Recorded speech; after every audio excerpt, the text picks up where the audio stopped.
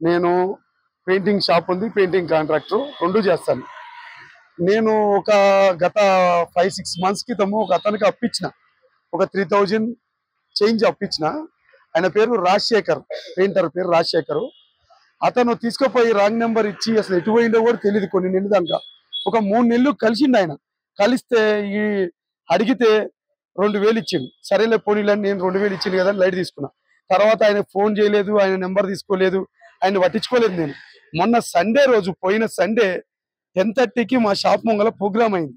Shivasindhu school కాడ మా paint shop programme అయింది. గణపతి ప్రోగ్రామ్ చూసుకొని ఇంటికి పోతుంటే శారదా నగర్ హనుమాన్ గుడి కాడ ఆయన కలిసిండు. ఆయనతో పాటు ఇద్దరు ఉన్నారు.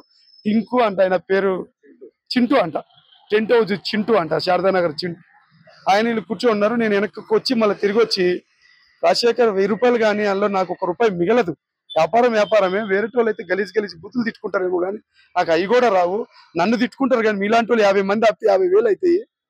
అది మీరు చిన్నగా తీసుకుంటే తప్పు అవుతుంది. అదంటే లేదన్నారు, రేపు కొడతా లేపు అన్నాడు. సరే కరెక్ట్ అని చెప్పి వెళ్ళిపోయినా.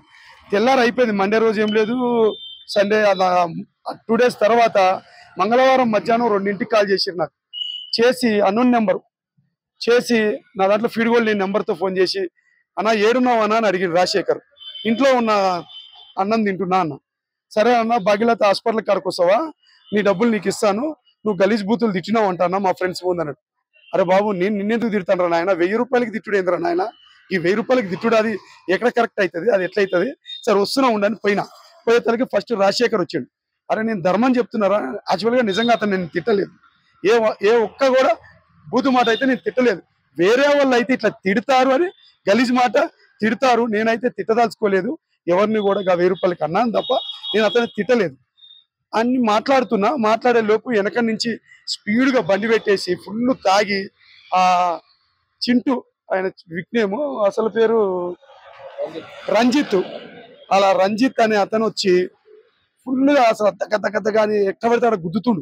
అసలు ఎందుకు కొడుతుండో నాకేమర్థం. 45 ఏళ్ళలో నా మీద ఎవరు చేయాలి ఇప్పుడు వరకు. నేను అలా స్టేటస్ మెయింటైన్ చేసుకుంటూనే వస్తున్నా. తర్వాత ఒక 5-6 మంది వచ్చారు, చేతులు పట్టుకుంటారు. నేనేమన్నా కొడదామని ఆ పాద అందుకుందాం, కట్టి అందుకుందామా, ఇంకోటి అందుకుందాం అని చూస్తుంటే నా దగ్గర నుంచి గుంజుకుంటారు. అంటే నా ఆత్మరక్షణ కోసం నేను ఏం చేయలేకపోతున్నా.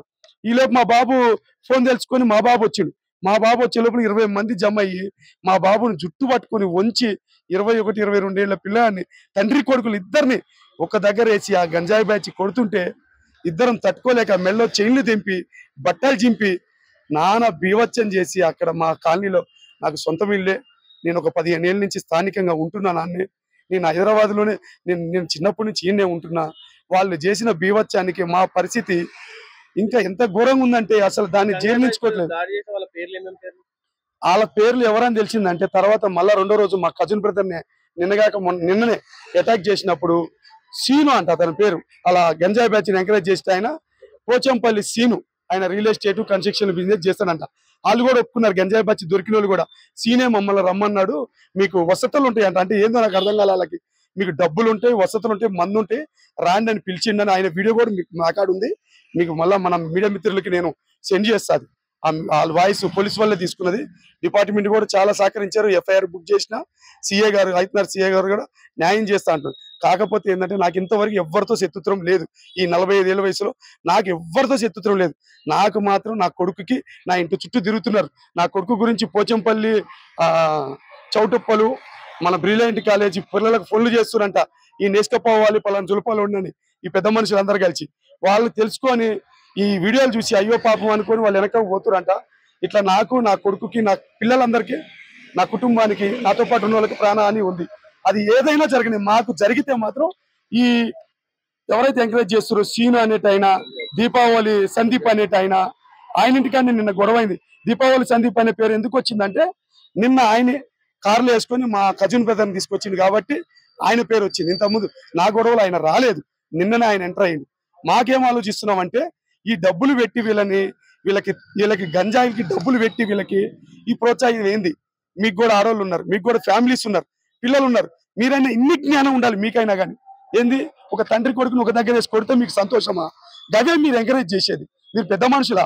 ఫార్చునర్లు కార్లు వేసుకొని తిరుగుతున్నారు. మీరు తెలివి లేదు, మీకు తెలివి ఉందా? సమాజానికి ఏమి ఇస్తారు మీరు? ఇదేనా ఇచ్చేది? సమాజానికి ఇదేనా మీరు ఇచ్చేది? అసలు ఏం చేస్తున్నారు మీరు? మీ వ్యాపారాలు ఏదో మీరు చేసుకోవాలి, మీరు మీ పైసలు ఏదో మీరు కమాయించుకోరు, తప్పలేదు. వాళ్ళతో పనులు చేయించుకొని పైసలు ఇయ్యరు.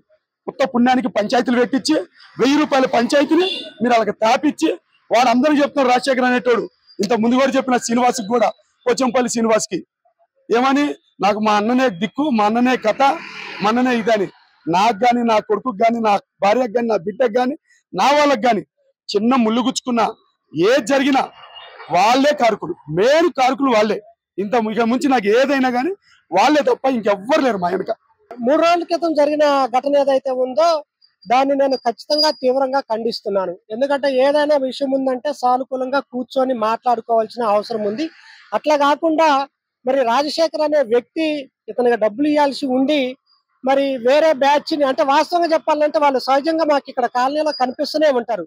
వాళ్ళని ఎప్పుడైనా సహజంగా కనిపించినప్పుడు ఊగుకుంటా కనిపిస్తూ ఉంటారు. మందు తాగినట్టు లేకపోతే గంజాయి సేవించినట్టుగా కనిపిస్తూ ఉంటారు కొంతమంది. వాళ్ళు నేను చూసిన వీడియోలో ఉన్న వాళ్ళు ఎవరైతే, అది ఏమాత్రం మంచి పద్ధతి కాదు.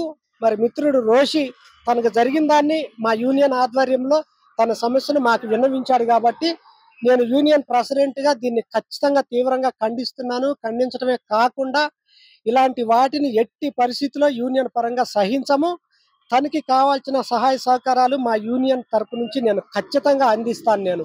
ఎందుకంటే విషయం ఉన్నప్పుడు ఉన్న విషయమే మాట్లాడుకోవాలి. ఇంకొకటి, ఆ రాజశేఖర్తో పాటు వచ్చిన అతని మిత్రులు ఎవరైతే ఉన్నారో వాళ్ళు కూడా కాలనీలో పొద్దుగాలు వేస్తే తిరుగుటోళ్ళే. ఒక విషయం చెప్పినప్పుడు ఇది తప్ప ఒప్ప అనేది తెలుసుకోవాలి. తెలుసుకోకుండా ఆ విధంగా భౌతిక దాడులు, శారీరకంగా దాడులు చేయటం ఖచ్చితంగా సహించరాని విషయం. ఎందుకంటే రోషి ఎన్నో సంవత్సరాలుగా ఇదే కాలనీలో ఉంటుండు. మరి ఇతనితో పాటుగా వారి కుమారుడిని కూడా కొట్టడం అనేది ఇది మానసికంగా వాళ్ళ కుటుంబ సభ్యులందరూ ఇబ్బంది పడే అంశం కాబట్టి నేను కూడా నా మిత్రుడికి ఏదైతే జరిగిందో అది నాకు జరిగినట్టుగా మా యూనియన్ లో ఉన్న సభ్యులందరికీ జరిగినట్టుగా నేను భావిస్తున్నాను. ఖచ్చితంగా ఖండిస్తాను. ఇతనికి లీగల్ గా గంజా బ్యాచ్ ఏదైతే ఉందో వాళ్ళను కాలనీలో ఈ విధంగా చేయకుండా అరికట్టాల్సిన బాధ్యత కూడా ఉంది కాబట్టి ఈ సందర్భం ఏదైతే ఉందో ఈ సందర్భంగా దాన్ని ఖచ్చితంగా ఖండిస్తున్నాము. పోలీసు వారు కూడా ఖచ్చితంగా ఇది ఒకరికి జరిగింది కాకుండా సొసైటీకి జరిగిన బాధ్యతగా భావించి ఈ గంజాయి సేవించి కానీ మందు సేవించి కానీ చేసిన వాళ్ళు ఎవరైతే ఉన్నారో వాళ్ళు జీవితంలో ఇంకొకసారి ఇలాంటి భౌతిక దాడులు, మరీ ముఖ్యంగా గంజాయి మద్యపానం సేవించేలాంటి చేయకుండా వాళ్ళకు కఠినమైన చర్యలు తీసుకోవాలని నేను పోలీసు వారితో పాటుగా నేను అందరిని కూడా కోరుతున్నాను. మా యూనియన్ నుంచి సహకారం ఖచ్చితంగా ఉంటది. ఇలాంటి భౌతిక దాడులు ఏమాత్రం సహించాల్సిన అంశం కాదు. అసలైన తొలి వెలుగు. ఫాలో వాట్సాప్ @తొలి వెలుగు official.